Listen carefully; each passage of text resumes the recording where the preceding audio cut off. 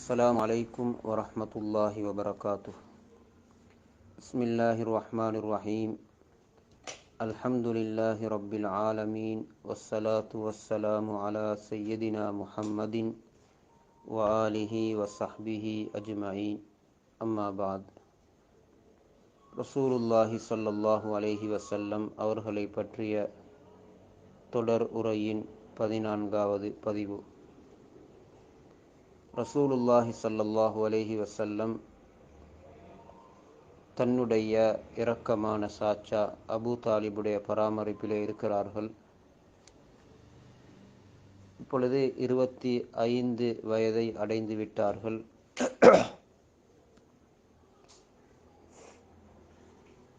இந்த பருவங்களிலே அவர்கள் வியாபாரத்திலும் ஈடுபடுகிறார்கள். கொடுக்கல் வாங்கல்களில் ஈடுபட்டு எல்லோரிடத்திலும் பல நல்ல பெயர்களை பெற்றிருந்தார்கள். அவர்கள் 2வது தடவை ஷாமுக்கு சென்ற அந்த செய்தி ஹதரத் ஹதீஜா ரலியல்லாஹு அன்ஹா அவர்களுடைய வியாபார பொருள்களை எடுத்துக்கொண்டு போய் மிகப்பெரிய லாபத்துடன் திரும்பி வந்தது. அந்த பிரயாணத்திலே அவர்களுக்கு ஏற்பட்ட ஆச்சரியமான நிகழ்வுகள் போன்றவைகளை எல்லாம் ஹதரத் ஹதீஜா ரலியல்லாஹு அன்ஹா கேள்விப்பட்டவுடன் மிகவும் சந்தோஷப்பட்டார்கள். அவர்களுக்கு நிர்ணயித்திருந்த அளவை விட கூடுதலாக லாபமும் கொடுத்தார்கள். இப்னு இஸ்ஹாக்குடைய ஒரு அறிவிப்பிலே இருக்கிறது, ஹதரத் ஹதீஜா ரலியல்லாஹு அன்ஹா அவர்களும் அந்த காலத்திலே இருந்த மிகவும் தலை சிறந்த ஒரு கண்ணியமான கௌரவமான குடும்பத்திலே வந்த ஒரு உயர்ந்த பெண்ணாக இருந்தார்கள். நல்ல வசதி வாய்ப்புள்ளவர்களாகவும் இருந்தார்கள்.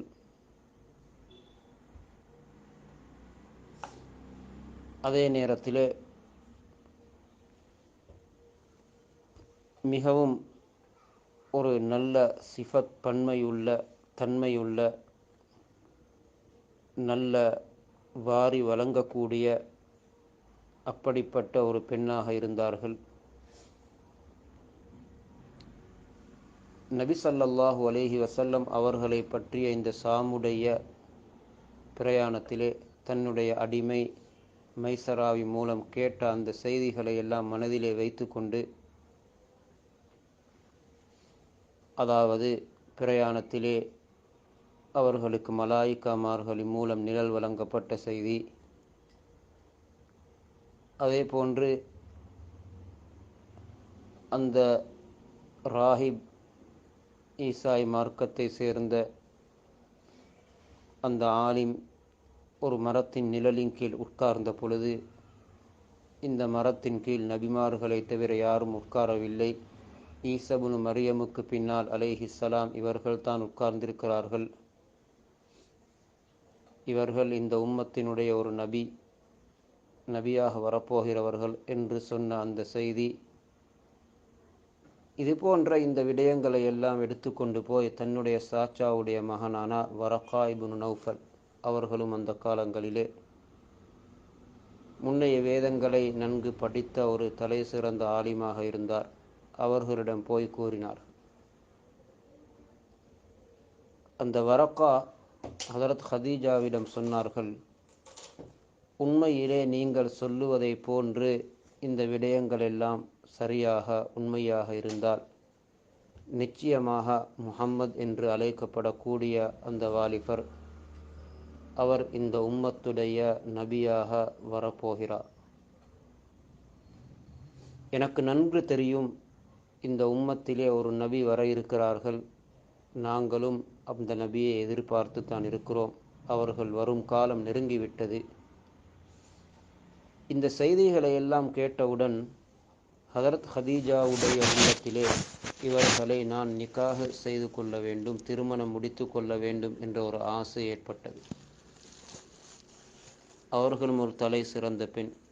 எத்தனையோ பேர் அவர்களை திருமணம் முடிக்கும் ஆசையில் பல ஆண்கள் இருந்தார்கள். ஏற்கனவே 2 திருமணங்கள் முடித்து அவர்கள் வஃபாத்தாகி இருந்தார்கள். இது 3வதாகத்தான் நபி ஸல்லல்லாஹு அலைஹி வஸல்லம் அவர்களே நிக்காஹ் செய்வதற்கு விரும்புகிறார்.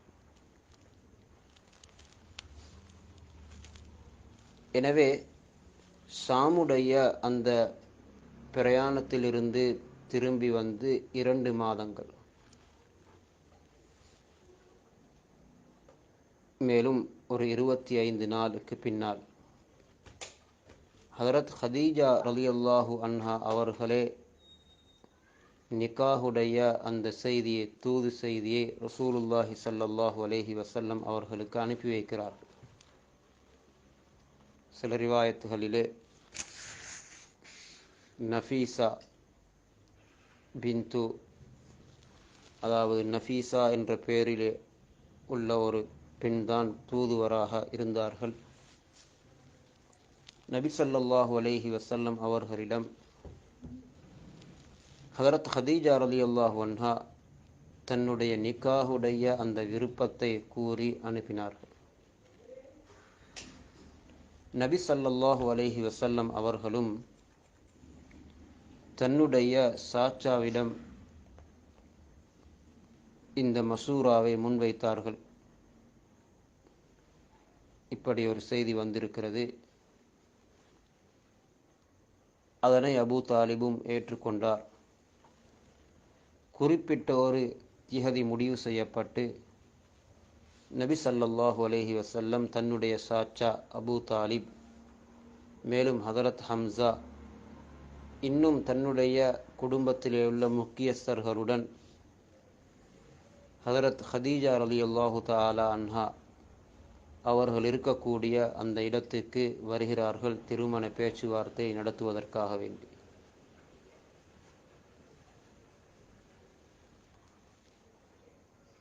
ராஜிஹான தரமான கருத்தின்படி, பல நம்பத்தகுந்த உலமாக்களுடைய சொல்லின்படி, அந்த நேரத்தில் ஹதரத் ஹதீஜா ரலியல்லாஹு அன்ஹா அவர்களுடைய தந்தை ஹுவைலித் உயிருடன் இருக்கவில்லை. அவர்கள் அதற்கு முன்னாலே வஃபாத்தாகி இருந்தார்கள். நிக்காஹுடைய நேரத்திலே ஹதரத் ஹதீஜா ரலியல்லாஹு அன்ஹா அவர்களுடைய சாச்சா அம்ர் இப்னு அஸத் என்பவர் தான் இருந்தார்கள்.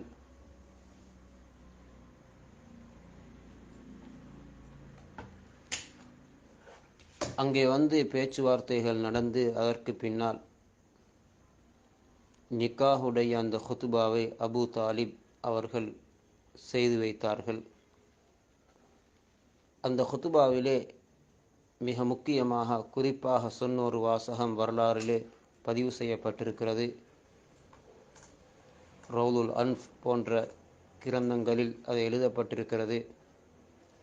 நிக்காஹுக்கு முன்னால் அபூ தாலிப் செய்த அந்த ஹுத்பாவில் சொன்ன மிக முக்கியமான ஒரு செய்தி, அம்மா பஅத் ஃபஇன்ன முஹம்மதன் மிம்மன் லா யுவாஸனு பிஹி ஃபதா மின் குரைஷ்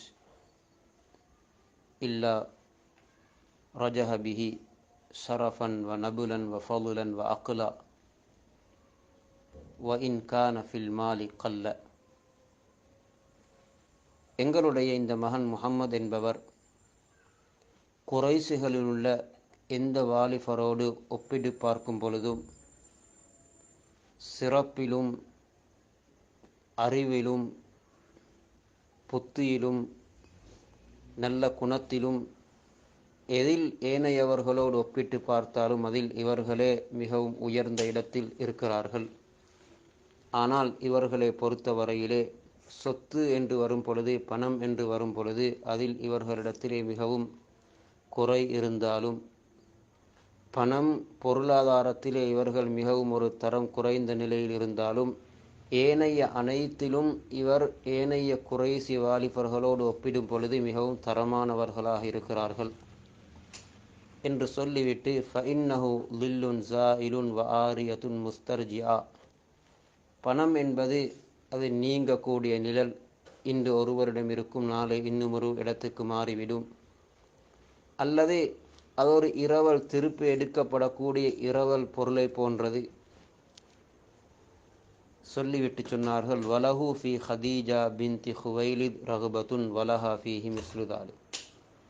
இவர்களுக்கும் இந்த ஹதீஜா பின்து ஹுவைலிதை முடிக்க வேண்டும் என்ற ஒரு ஆசை, விருப்பம் இருக்கிறது. ஹதீஜாவுக்கும் அதே போன்ற விருப்பம் இவர்களை முடிப்பதற்கு இருக்கிறது என்ற ஒரு விடயத்தை சொல்லி அந்த நிக்காஹுடைய நிகழ்வை ஆரம்பித்து நடத்தி வைக்கிறார்கள். திருமணத்தின் பொழுது ராஜிஹான தரமான மிகவும் நம்பத்தகுந்த உலமாக்களுடைய கருத்தின்படி, அப்படிப்பட்ட வரலாறு கிரந்தங்களில் எழுதப்பட்டதின் படிக்கு, நபி ஸல்லல்லாஹு அலைஹி வஸல்லம் அவர்களுடைய வயது 25 இருந்தது. ஹதரத் ஹதீஜா ரலியல்லாஹு அன்ஹா அவர்களுடைய வயது 40 இருந்தது.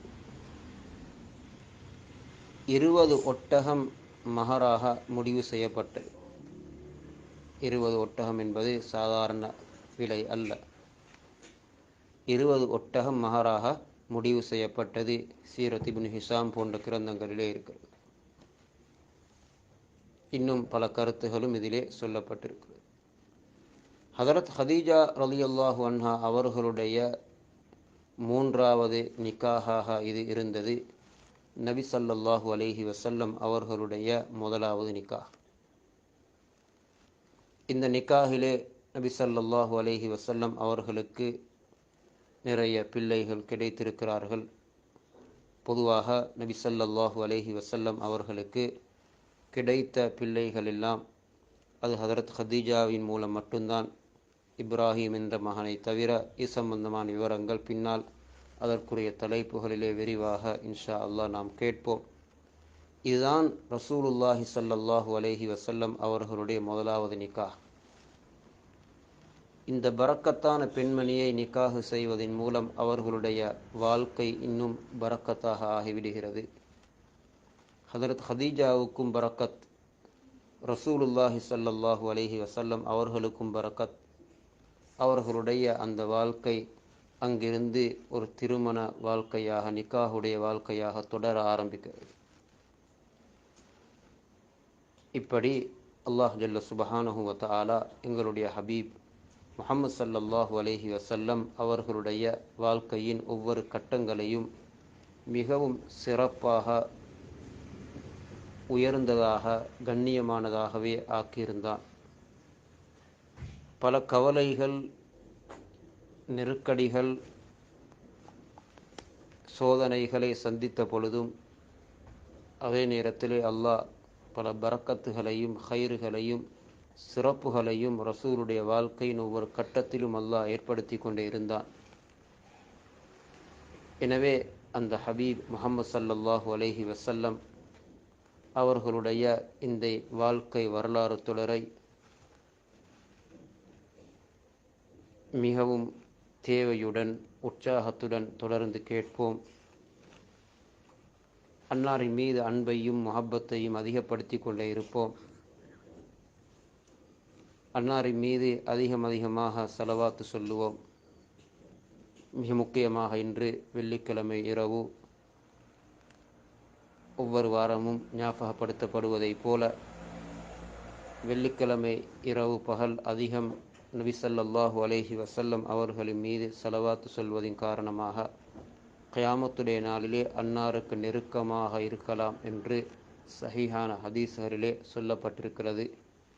எனவே இந்த நாளை, வெள்ளிக்கிழமை இரவு வந்துவிட்டாலே அடுத்த நாள் மக்ரிப் வரையில் கிடைக்கும் நேரமெல்லாம் ரசூலை நினைத்து ஸலவாத் ஓதுவதிலே எங்களுடைய நேரங்களை கழிப்போம்.